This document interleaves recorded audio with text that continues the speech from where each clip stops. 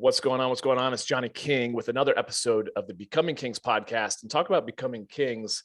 Something that's so important to me is style. It's the way you look on the outside. And I could not be more privileged and honored to have Tanner Guzy on the Guzy. There you go. I just asked you literally 30 seconds ago. There you go. Guzy like fuzzy, and I butchered it. Thanks for being on, man. And you're an author, TEDx speaker, you're an image coach, father of 5. It's crazy. Latter-day Saint. Got a lot of friends that are LDS and nice. Such amazing people. So thank you for being on, man. I'm excited to get into it. Here. Yeah, thanks for having me on. Yeah, absolutely. I've been following you for a while, and just like I said, excited to actually reach out to you, and you'd be like, "Yeah, let's do this." Nice. So I'm stoked. Yeah, a lot of the men that I've worked with over the years certainly struggle around the topic of like, not only do they not know kind of where they're going in life in terms of the direction of their career or purpose, but they also maybe have weight to lose. They don't take care of themselves. They feel kind of disheveled, so to speak. So in maybe some of the men that you work with, what's some of the more common challenges off the bat that they run into? Is it just like, I don't know what to wear? Is it the more the deeper disconnect between, I don't know who I am as a man and how that shows up in my wardrobe or my style? Yeah. What is it that you feel like are some of the common patterns or things that you hear from men?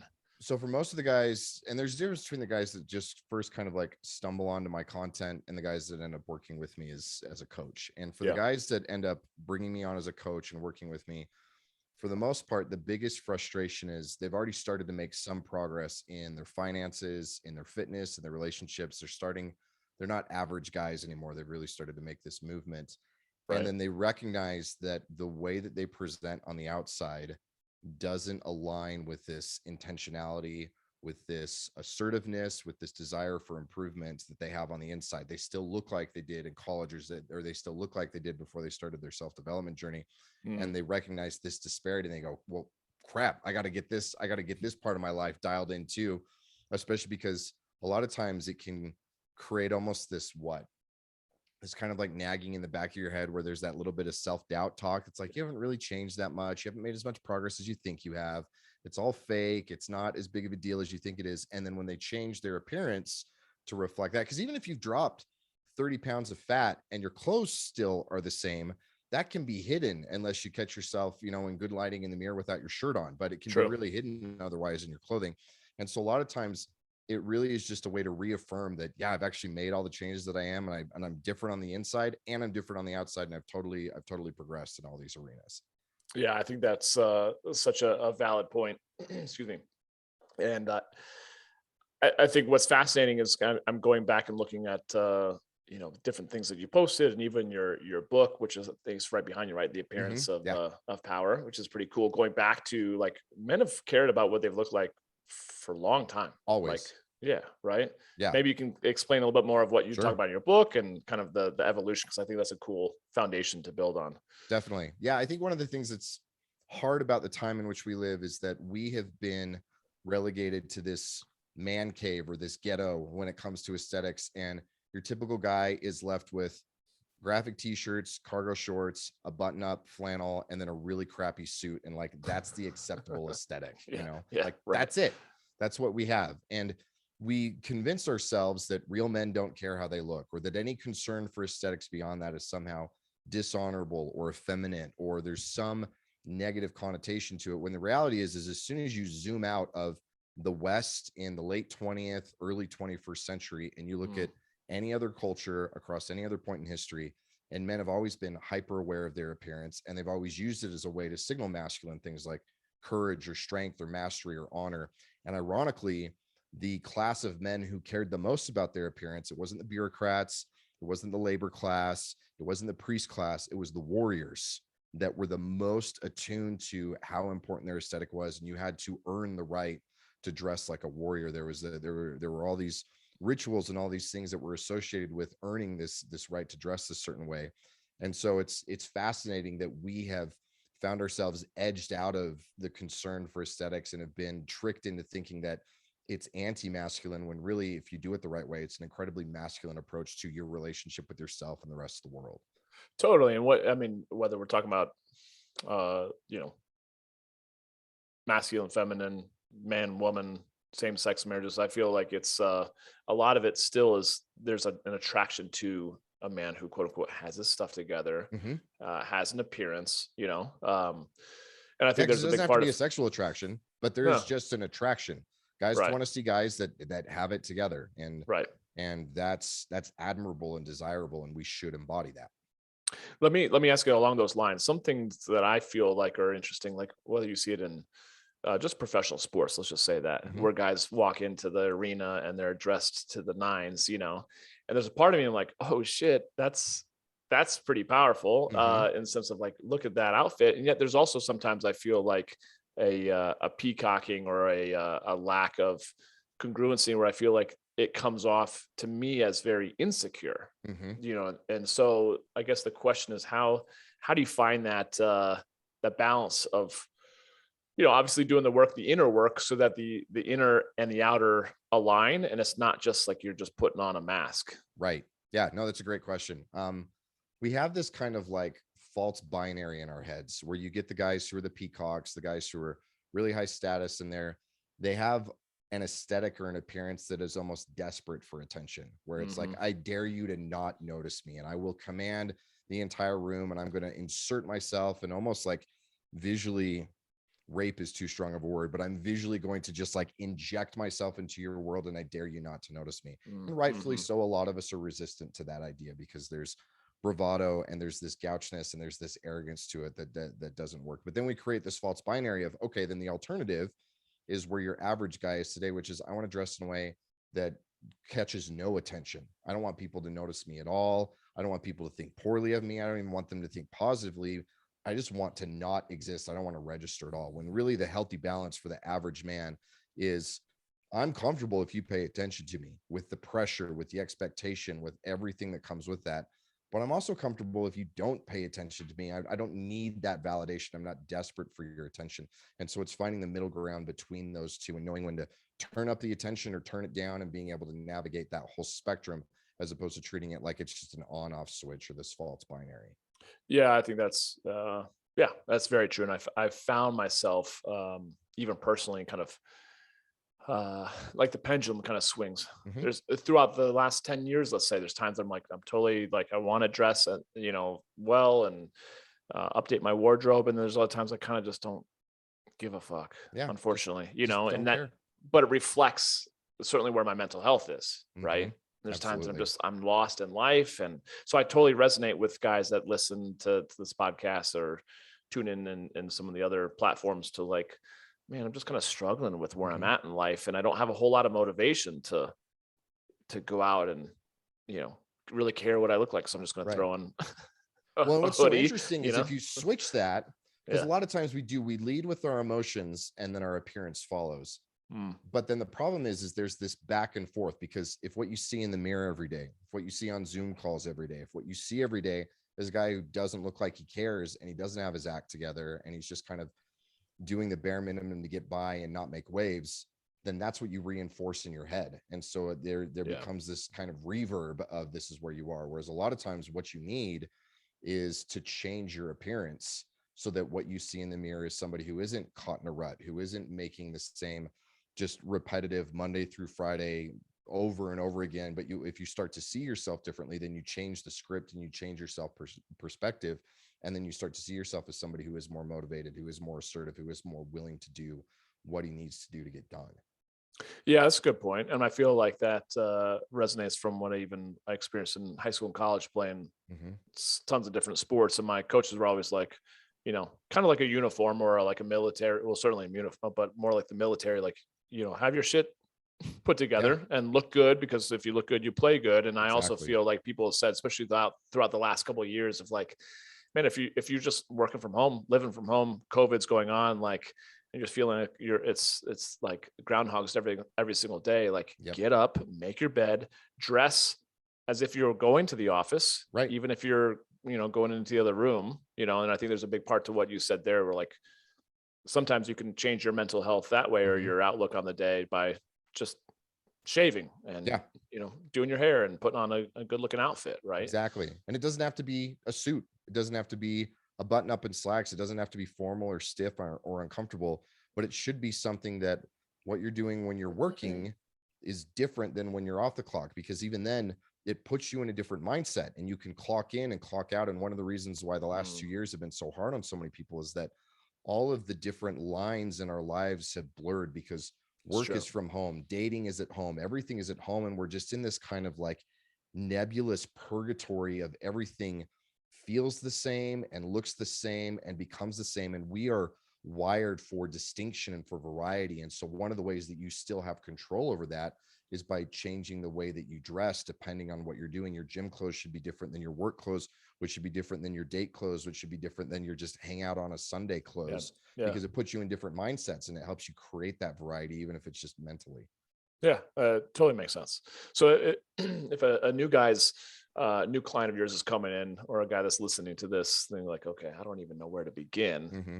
Where do you start? Do you start kind of more on the do you actually start going through their actual wardrobe and looking at what they've got to see what they can work with? Or do you Always. actually start focusing on more of like creating their own like avatar of like, okay, what's the ideal image of what you want to look like and show up in the world as, you Yeah. know, is Yeah. it a No, you combination always of start something with like where that? you are. Always Okay. start with where you are, because Yeah. whether we like it or not, most of us already have a relationship between how we dress, how we present ourselves, and what our identity is. Hmm. You can be the most antipathetic or claim that you don't care about how you look, but I guarantee you that if I told you to put on a dress or put on a tuxedo, even if there's resistance to that, it's because you care about how you look. Like your identity is somehow rooted to Mm. your appearance. And so if you start with where you are and you start to analyze, okay, why do I feel like the best version of myself? Why is it that when I'm in these clothes I feel awesome? And why is it that my wife bought me this and I never wear it? Or why is it that I feel like crap when I'm in this, or that this is my default? And when you start to analyze where you are, then you start to build up. And so that's what I do even with my clients. We always start with where they are and use that to diagnose what their current relationship with their appearance is. And then you start to move toward what the ideal version of it is. Otherwise, I mean, it's really easy to make somebody stylish. Just here, go buy this suit and go buy these jeans and those shoes and throw it on with that shirt and tuck that in Yeah. that way and roll that. Like, that's super easy, but stylishness is never the goal. And most Mm. guys resent the idea of stylishness because it feels inauthentic. What you Hmm. want is something that's stylish and aesthetically pleasing, but it also feels like you're you when you have it on. And so you have to start with where you are and then move towards style, as opposed to trying to build an identity around something that somebody else says is Mm. aesthetically on trend this year or something else. That something you said just right there resonated with me, where I felt like I had a friend from college who reached out to me and it was sold me some like Rodan and Fields facial, you know, evening Mm-hmm. care thing. And I was like, honestly, like, she's like, what do you think? I was like, I guess it's good, but like there's something I just don't like the 4-step. Like, Yeah. give me one step, Yeah. and the same thing with fashion, with style. Like if it starts to become too much, I start feeling maybe effeminate, or I don't know. It just starts to turn me off. I'm like, this is too much. This is too much. Mm-hmm. Just help me put on something that looks good, but I almost want it to look like, and maybe that's just my style. I want it to make it feel like I didn't put a whole lot of effort into it, but it still looks good. And it's not like I overly think most involved. guys are that way because, if Okay. you look at kind of the core virtues of masculinity, mastery is one of them. And we Yeah. like to look like we're effortless. We like to Mm. look like what we do without having to think about it. And that may be how we play a sport, or how well we do our job, or how we are Right. as dads or husbands. Like, effortlessness is the goal. And most of the time we spend our lives as kids and as teenagers going through the effort phases, and we deal with like the embarrassment and the learning curve and everything else. But by the time we get to be adults, sadly, most of us don't put effort into new things because we're not willing to put ourselves in those situations. And so Yeah. when Interesting. you take something that you do every day, like get dressed, and you admit to the world, even subconsciously, that I'm trying to do this, I haven't attained a level of effortlessness, it Yeah. really starts to kind of wear on your psyche, where it's like, this is one of the most basic human Yeah. functionalities, and I'm still learning how to do it. I'm still not good at it. And it's hard to get over that hump. But I think that's all the more reason to have a coach like you who's like, Hmm. no, dude, this is a normal feeling. This Totally. comes up with a lot of my clients. You have to Totally. just work through it. You do this enough, just like getting into the gym. I remember working out in high school for the first time, lifting weights, and it felt so awkward. I was So like, what is, awkward. yeah. And then over time, you know, you get comfortable. You just know the way it works. And I feel like Yeah. the same thing with fashion and style in that regard too. I feel that way still when it comes to like jewelry. Like I want to wear Mm-hmm. jewelry, and I see guys, and I notice a lot of stuff that you put on, like you just wear jewelry well. And it's like, Mm-hmm. I don't even know how to begin picking out jewelry. Like I'd like to wear more, Yeah. but So then I feel funny, you know, going with it. the easiest way to do it, and this is again another one of the distinctions between men and women, is Yeah. women can just aesthetically just say, oh, that looks cute or that looks good, I'm going to buy it. Men, we don't have that luxury. And so the way you do any sort of accessories or any sort of jewelry is it has to have some meaning to it. And I mean, we get it, like you wear a wedding ring.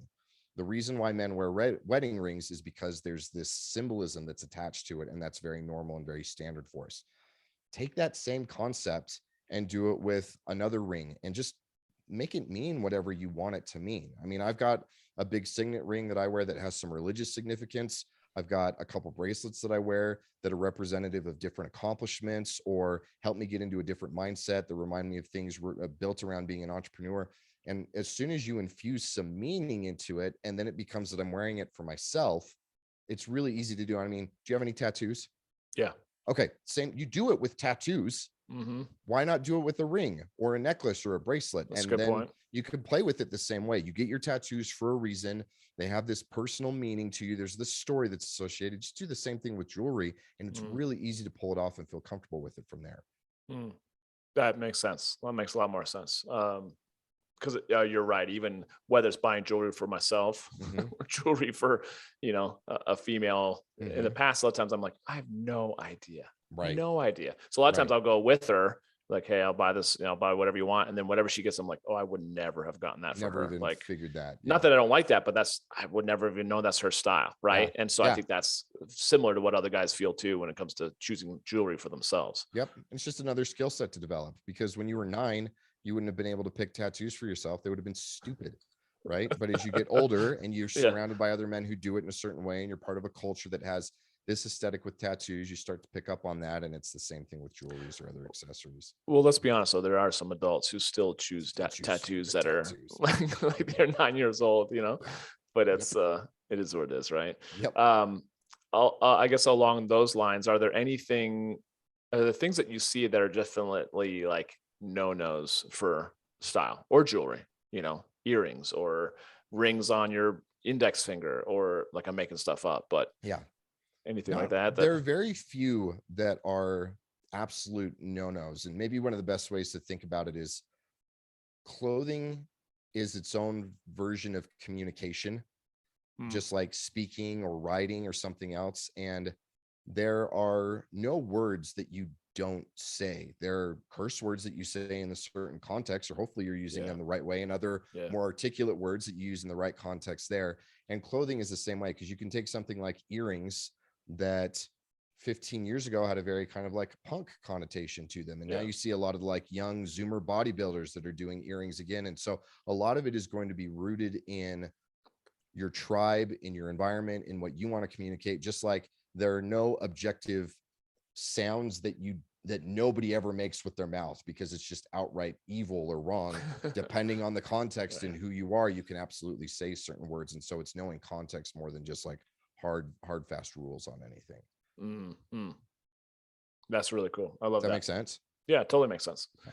When we're talking about fashion in regards to like, and I don't know if this comes up much, but like in relationships, I know like whether we're talking about certainly in high school and college, like, okay, you're going to a prom or something that you want to kind of find something that is aesthetically pleasing, that matches kind of somehow with your spouse or your significant other. I feel like I certainly have met women in dating who like our styles are so not alike. Right. Yeah. And I feel like guys too, like whether you're going to, whether it be a function, a gala, something like that, is it corny? Is it cool? Is it, you know, to work off of like what your lady or what your partner is putting on? Or is that something to not even think about? Like, is that even the something ideal, that you honestly, think is about? that you hold enough frame that she starts to dress according to what you're doing instead of vice versa.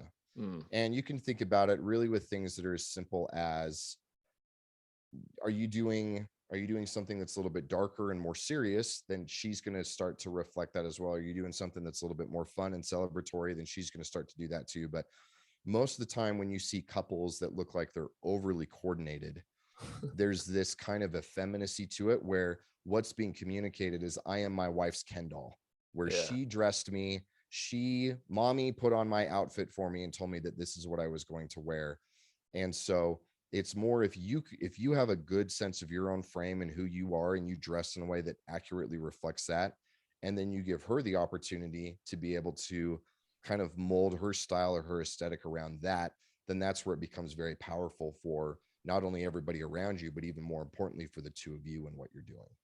Could you go in a little bit more? Because I'm imagining there might be a guy or two who are like, what do you mean by like a strong enough frame? Okay. I know you kind of just talked about it, but okay, expand here's on a good that example. Like a couple years ago, we went to this charity boxing event, and it was a formal event.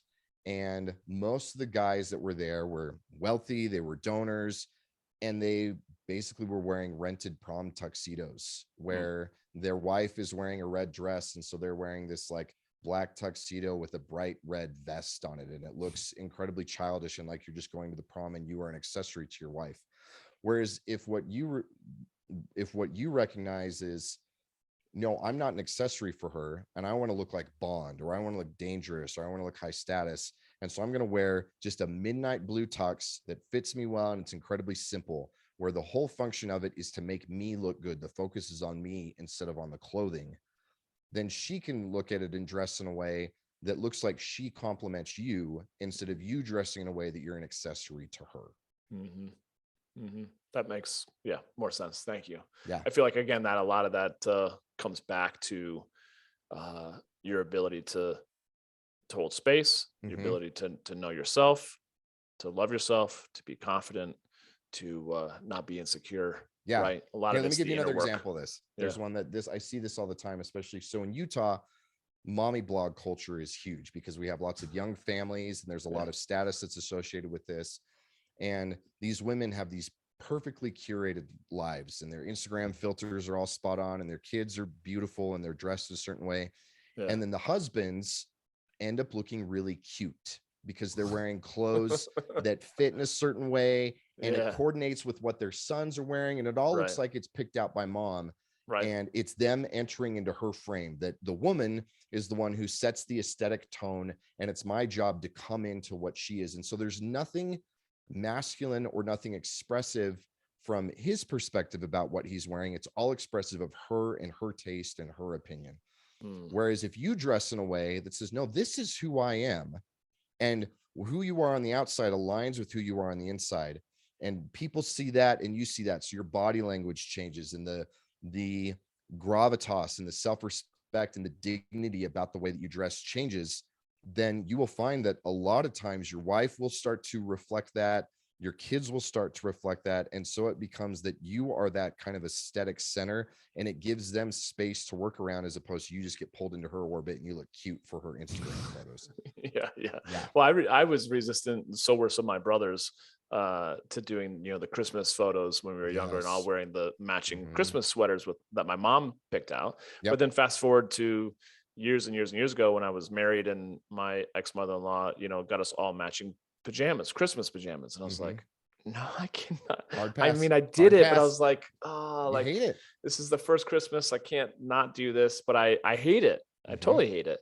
And so I think there's or I see someone at Disney World where it's just like a husband and wife, and you can just tell he like put on this matching Disney shirt with her. Exactly. And he just doesn't have the stones to be able to just draw a line and say no. Yeah. And part of it is because he's claimed his whole life he has no aesthetic opinions anyway. So why you don't have any credibility to start fighting now? Exactly. Yeah. So a lot of that is kind of the healthy boundaries. It's like you said, having the courage to be like, you know what, this just doesn't feel authentic for me. And she should never, you should have a strong enough opinion about your appearance that she doesn't ask. I'm sure that you've probably seen, this is a month old, but there was a TikTok and Instagram meme going around of like couples that would go out on group dates and all of the men were tricked into wearing the same shirts. Yeah, And it's, yeah, yeah, yeah. everybody's laughing at them. And it's just, Yeah. I can't imagine going on a date and having my wife pick out a shirt for me. Yeah. Right. That's the problem. And Yeah. this becomes a manifestation of the problem that you are so weak in this arena that you just completely delegate it to your wife and say, dress me up like your Ken doll. And then Yeah. you're surrounded by a bunch of men who do the same thing. And it's all at your expense that you all look the same and har.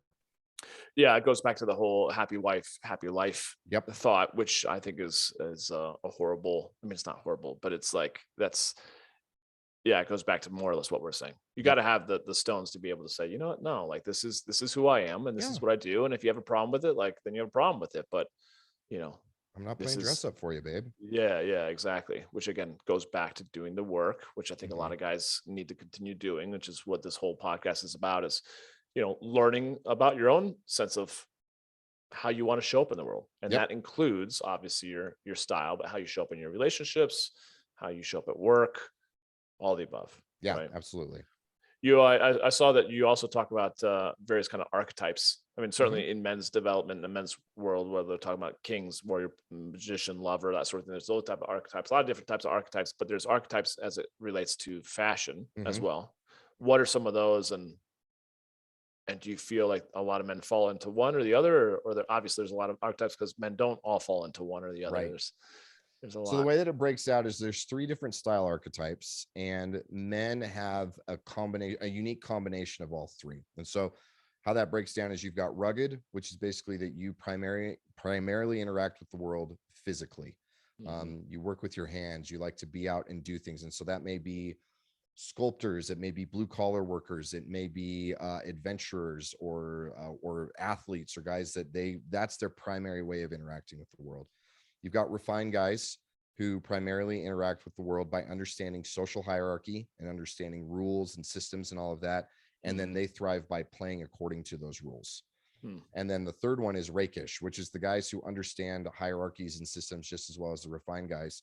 But rather than thriving and feeling at their best by playing by the rules, they thrive and are at their best by going against the grain and kind of going outside the system.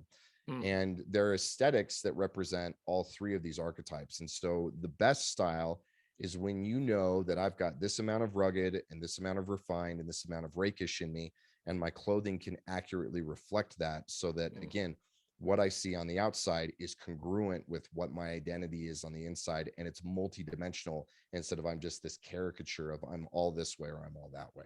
Well, okay, so that answers my question, which is like, okay, so you fit into one, but as you're saying that, and as I was looking on your website, I'm like, I can kind of see myself fitting into all 3 at different times, right? Yeah. So that's okay. So that helps, because I'm like, yeah, I don't feel like I always fall into one, or nor do I feel like my mood actually reflects, what I want to wear in a certain scenario, right? Or even you may be rakish in one environment with one group of people and totally refined in another environment with another group of people.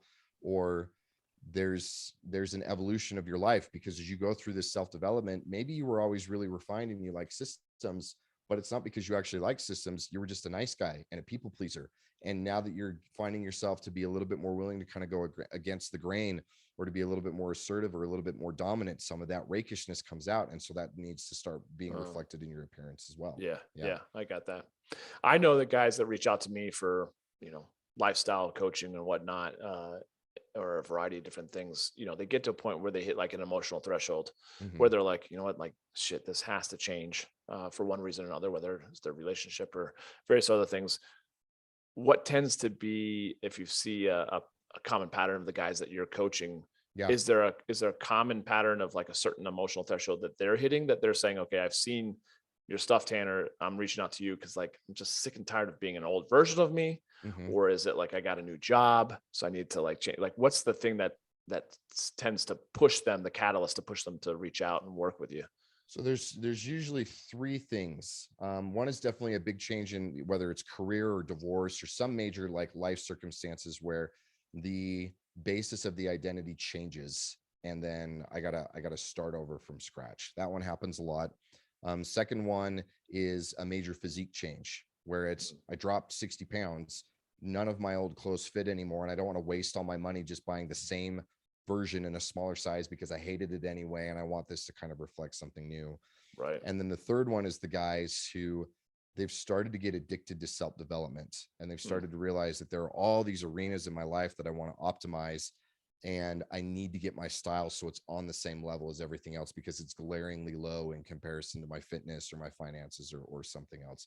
Mhm. Those are the guys that I work with, any of those three departments, and they come well. What I've found is that guys who are just like caught in a rut, and they're just frustrated with who they are, they don't know where to start, they don't know what to do, those are the guys that I end up actively turning away and saying, you need me, but you don't need me yet. You need Mhm. to get something else that's much bigger and much more important under your belt. You need some bigger wins. So that's usually either going to be relationships, fitness, or finances, preferably a couple of those, and then we can supplement with your style. But sadly, over the years, I've learned enough from hard experience that if guys start with style, it's not enough to get them to make the transition into the bigger things that matter more. And to really own it, Mhm. they might go and buy a bunch of stuff and then never actually They just go wear it or back to feel. wearing the same stuff that they were 6 months before we started working together, Yeah. because the dissonance between how they present and who they are is too strong. Whereas if you've already built this self-development momentum, that's when you can add in your appearance and you can use it to build the momentum and keep things going. That makes Yeah. a lot of sense. Yeah, that makes a lot of sense. That's cool.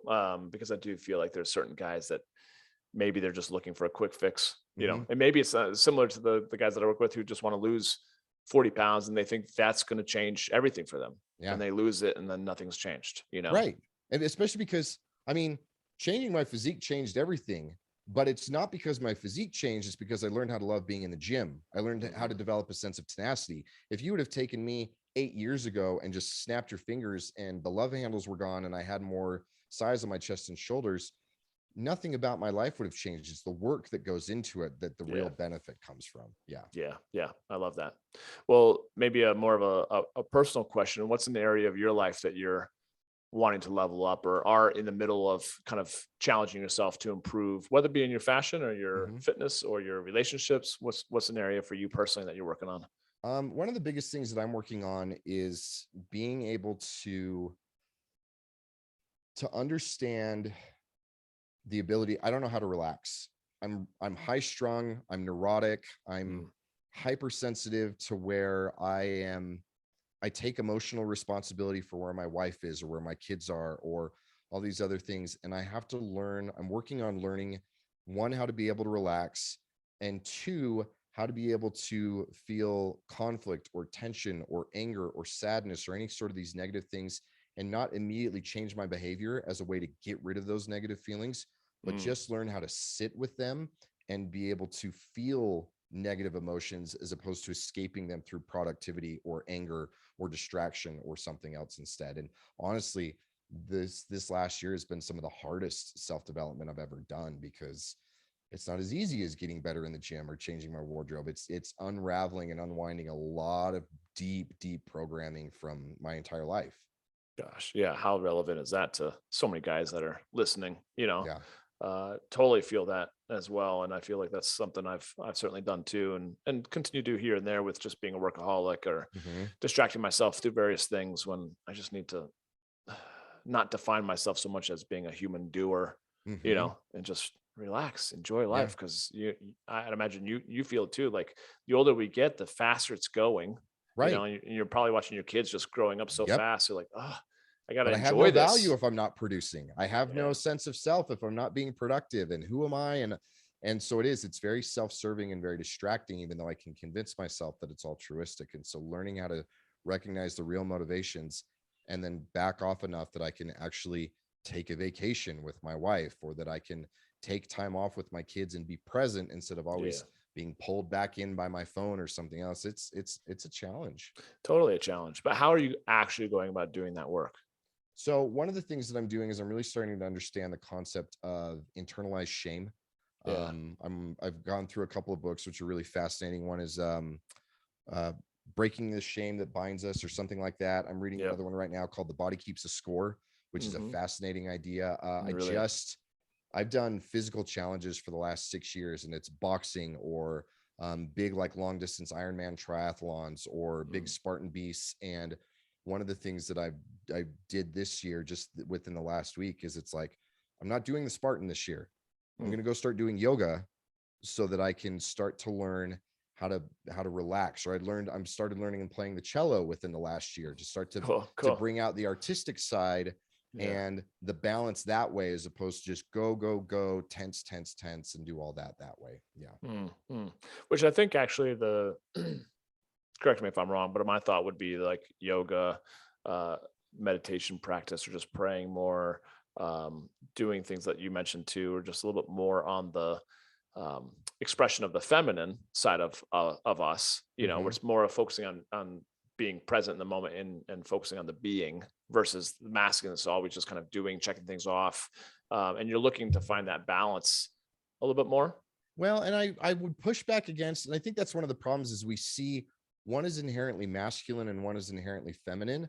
Yeah, Whereas I think that there are masculine ways to be present, or masculine ways to be hundred tender, or percent. masculine ways to be humble and coachable, just like there are feminine ways to do all those things. And so Yeah, we create these issues where, okay, take sitting in your feelings, like even the way that we say that, and it just feels like this is very feminine and very effeminate, and it's because we've allowed that to be something that is a feminine thing to do. And the masculine concept, take a conversation. When my wife wants to talk, she just wants to be heard, she just wants to be felt. And what yeah, I do is I want to fix the problem, right? We all know yeah, that yeah, stereotype. yeah. And I need to learn how to be able to talk and express in a masculine way that is still sitting in those things and Grounded. experiencing those things, and it's grounded, as opposed to I'm just talking through this so I can fix it, or I'm doing it in a feminine way because it's a feminine approach to emotions or feelings too. We need to be able to find the masculine way to do all of these things. 100%. 100%. Yep. Yep. And then not like you said, uh, or reading between the lines, it's like not judging certain behaviors or ways of being as being masculine or feminine, or that's not so much me, or that is Mm-hmm. me. It's just more like, no, you're right, you can sit and not be like, oh sweetheart, tell me more, and oh my gosh, it's so, you'd be like, oh babe, that's really, like, there's a different way of holding space, whether it's in your Exactly. masculine or your feminine, not to make it right or wrong. Right. But I think that's great, and I think Yep. that still goes back around full circle to what we're talking about, which is, I think that's just it. At times I started feeling like I was losing my center when Mm-hmm. I'm like doing all this stuff to my face with 4 or 5 Mm-hmm. different creams. I'm like, what am I doing? Like, this Yeah. is so not my core, you And you're know? taking aesthetics from a feminine perspective, Yeah, yeah, yeah, as yeah. opposed to taking it from a masculine perspective. And Right. a lot of that reframe is so crucial. I think about this with my son, who my son is a very tender and a very empathetic kid. Hmm. And it's one of his biggest strengths. And I know that if he were to be raised in an environment that a lot of his friends are being raised in, or a lot of my friends were being raised in when I was a kid, that would get crushed out of him. And his two Hmm. options would either be to lean into the effeminacy and become flamboyant, and whether he's gay in sexuality, it would be gay in behavior, right? He could Yeah, go that right, way, or right. it just gets crushed out of him and he starts to resent that tenderness and it becomes Totally. something that he feels ashamed of. And it's like, no, there are ways to do this as a man and still be Mm, masculine. And so it's my job to help him cultivate that, as opposed to mm. either embrace the feminine or crush it out of him completely. Completely. And I think that's the wonderful balance that we're looking to strike, at Mm-hmm. least, I think personally, with all my ways of being, but also, when it comes to fashion, to where, like, yes, I take pride in how I look. Mm-hmm. I put some thought into it, some intentionality, but I don't kind of lose my groundedness, my centeredness, Exactly. right? It doesn't And become the core of your identity. yeah, Yeah. yeah, yeah. And I think that can be the case. I certainly see that in other friends of mine where they just put so much effort and time and money spent to all of these wardrobes. I'm like, man, where's that sense of stability in your Yep. life outside of your wardrobe, Yeah. If that's the only way that you have a sense of purpose and a sense of value, then Mm. you've leaned into the vain and the flamboyant and all of that, and that doesn't work either. Yeah, I totally agree. Mm-hmm. Talking a little bit more about your coaching, you do one-on-one and group, Mm-hmm. Yeah. all virtual, in person, what does it look So like? with a couple of the one-on-one guys, basically, if you've worked with me for a couple of months one-on-one, then those guys have the opportunity to come out and do some in-person shopping with me out here in Cool, Utah. And that's cool. always fun because there's a skill set that's involved in in learning how to talk to sales associates and be able to determine cost versus quality and all of that. But the vast majority of what I do is virtual. And rather than being a stylist, which is, hey, give me a little bit of basic information and I'm going to tell you what clothes to go buy.